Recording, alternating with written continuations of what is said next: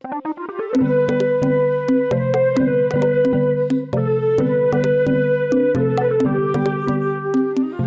quinta-feira, 22 de agosto, aconteceu o 6º encontro do ciclo de conferências Biota FAPESP Educação. O assunto dessa vez foi a Mata Atlântica.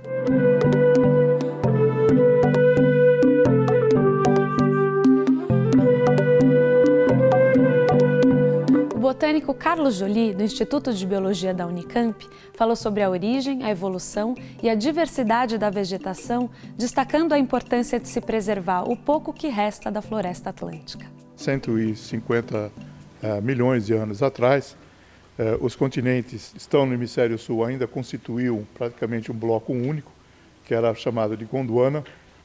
Há 100 milhões de anos atrás, os continentes já estavam separados, já estavam num processo de fragmentação.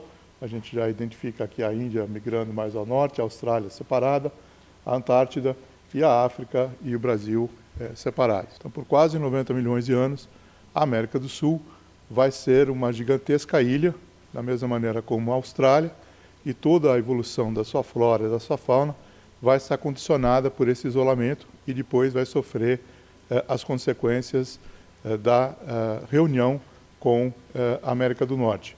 Há 65 milhões de anos atrás, os continentes já estavam completamente separados e nós vamos ter a extinção dos dinossauros. Nesse mesmo período, não se sabe se esses eventos estão correlacionados, mas geologicamente poderiam estar correlacionados, nós vamos ter a formação das serras do mar e da Serra da Mantiqueira. Então, as serras que hoje abraçam o Vale do Paraíba são formadas mais ou menos nesse período. E a partir dessa formação, há 65 milhões de anos atrás, ambas vão ser recobertas pelas florestas, diferentes tipos de floresta, mas a floresta que deu origem à Mata Atlântica. Podemos assumir que essa é a nossa floresta mais antiga. Essa região, por toda a evolução que a gente viu no começo da exposição de isolamento, depois todos os grandes eventos geológicos que afetaram essa região e a sua posição geográfica, faz com que nós tenhamos uma região, quanto mais escuro, vermelho, mais diversa em termos de número de espécies de plantas a região é. E a gente vê que aqui a região da Serra do Mar é uma das regiões que aparece mais escuro e a Mata Atlântica, de uma maneira geral, é colocada como de alta diversidade. Tem um alto número de espécies endêmicas de fauna, o André vai falar mais detalhadamente disso, e em termos de flora, praticamente 3/4 das bromélias que ocorrem na Mata Atlântica são exclusivas da Mata Atlântica e cerca de 50% das espécies arbóreas também são endêmicas e exclusivas da Mata Atlântica. Então, o fato dela estar tão destruída, nós temos apenas em torno de entre 10% e 15% de remanescentes, dela ter uma altíssima diversidade e dela ter um alto grau de espécies que só ocorrem nela, levaram à colocação dela dentro desse mapa, que são considerados os hotspots de biodiversidade, as áreas mais importantes em termos de biodiversidade para a conservação, e que, ao mesmo tempo, já estejam mais de 70% alteradas, então, áreas que estão realmente em perigo, são 25 áreas no mundo. Nós temos a Mata Atlântica e o Cerrado colocado dentro dessa classificação.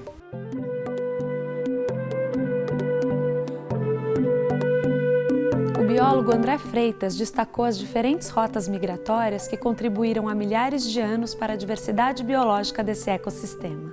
Existem muitos grupos que a gente pode traçar sua origem ou suas afinidades como amazônicos.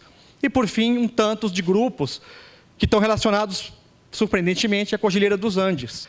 Da metade do Espírito Santo até os limites nordestes, da Mata Atlântica, nós temos uma fauna muito mais parecida, ou melhor, que tem muitos elementos da fauna amazônica. E ao sul, existem muitos elementos, muitas espécies, gêneros, enfim, grupos de animais que têm afinidades ou parentesco com espécies dos Andes. Por quê?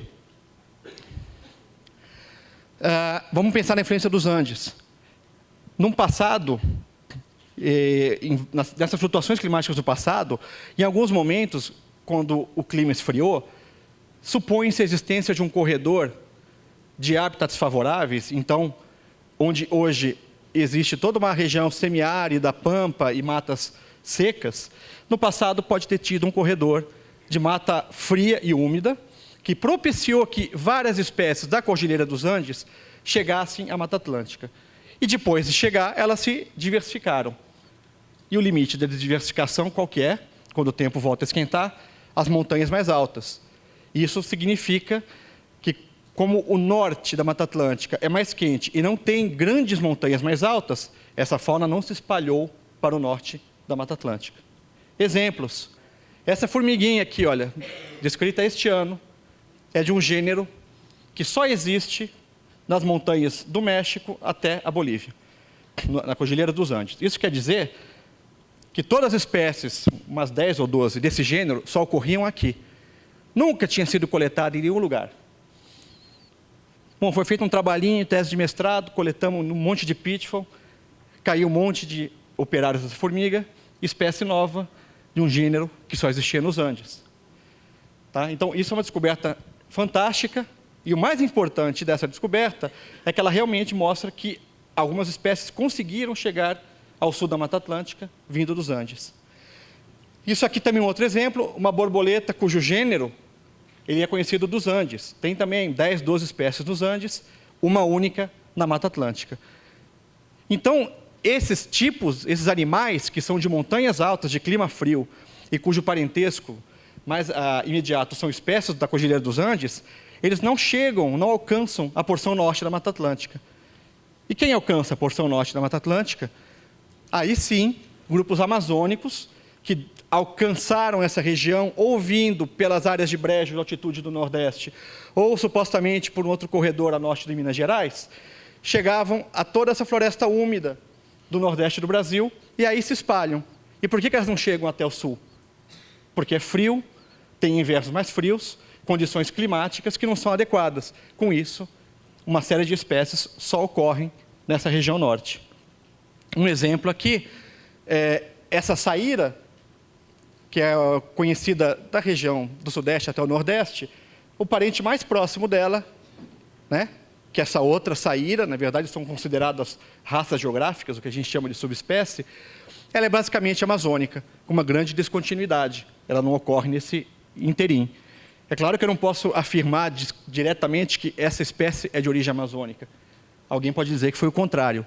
Mas o importante aqui é que a afinidade, em geral, da fauna a norte da Mata Atlântica costuma ser muito mais amazônica do que a fauna do sul.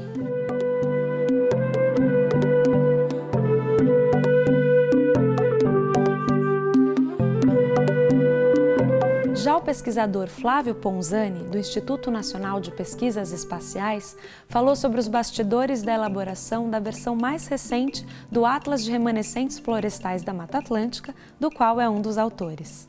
Quando eu estou falando em monitoramento, eu tenho que ter um mapa base que eu vou começar o meu trabalho e a partir dele eu vou atualizando esse mapa periodicamente, o que vai caracterizar o monitoramento. O que constitui monitoramento?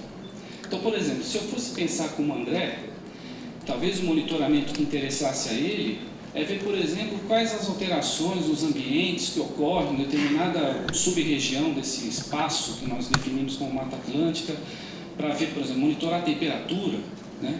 Mas quando eu falo monitoramento, eu estou falando do monitoramento da cobertura florestal desse espaço, desse domínio que nós chamamos de Mata Atlântica.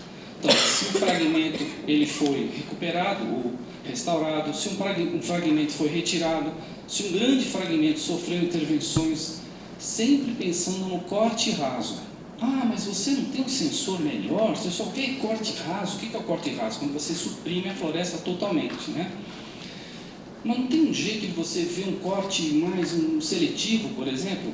Na Mata Atlântica não dá, mas na Amazônia dá. Mas por que isso? Tem relevo diferente. padrão de uso e ocupação na floresta amazônica é totalmente diferente do padrão de ocupação na Mata Atlântica. Então, lá eu consigo ver com o mesmo sensor coisas que na Mata Atlântica eu não consigo. O problema do domínio temporal. Lá na Amazônia, por exemplo, os fenômenos ocorrem com uma certa regularidade. Eu sei que todo ano agrícola, quando eu chego no período seco, eu vou esperar desmatamento, porque as pessoas entram com as máquinas na floresta, detonam a floresta em grandes proporções. Na Mata Atlântica eu não tenho esse calendário agrícola. Eu tenho mais uma ocupação urbana que vai crescendo no efeito formiguinha. Então, hoje você tem uma malha urbana, aí você tem aqueles puxadinhos típicos, né? Deixa eu fazer um puxadinho aqui, o cara vai comendo a floresta lentamente. Eu consigo ver isso com o meu sensor? Não. Então, o monitoramento que eu estou me referindo... Está dando eco? Melhor? Bem, o monitoramento que eu estou falando, então, são de áreas até 3 hectares, né, de tamanho, de dimensão, e que ocorrem a cada ano. Hoje nós fazemos a cada ano. Nessa época, aqui em 1990, nós fazíamos a cada 5 anos. Então, para vocês terem uma ideia, para fazer o mapeamento dessa área toda, a gente precisava mais ou menos 3 anos de trabalho. Tudo é feito com interpretação visual de imagem. Então, ninguém pega a imagem, faz processamento digital, aperta um botão no computador e sai tudo pronto. Isso não existe. Então, é um trabalho subjetivo? É. Isso explica, então, diferenças de mapeamento que tem entre o Instituto Florestal de São Paulo e o mapeamento que a gente faz pelo INPE e SOS Mata Atlântica? Sim. Sempre vai ter diferença? Claro. Dá para comparar? Depende.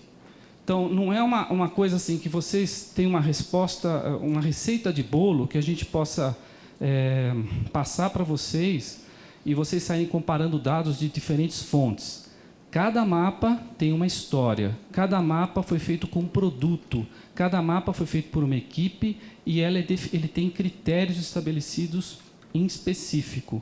E isso, então, vai inviabilizar ou vai dificultar a comparação direta. Toda vez que vocês trabalharem com mapas, não assumam aquilo como uma verdade absoluta. Ela é fruto de um trabalho que tem estabelecido um objetivo, tem estabelecido um critério de mapeamento, de elaboração, e aquilo é particular do produto. Então, não dá para comparar mapas entre si.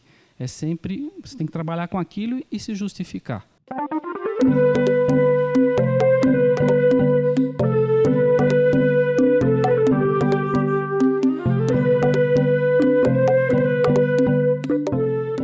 Em setembro, o tema do encontro será a Amazônia, maior floresta tropical do planeta. Até lá!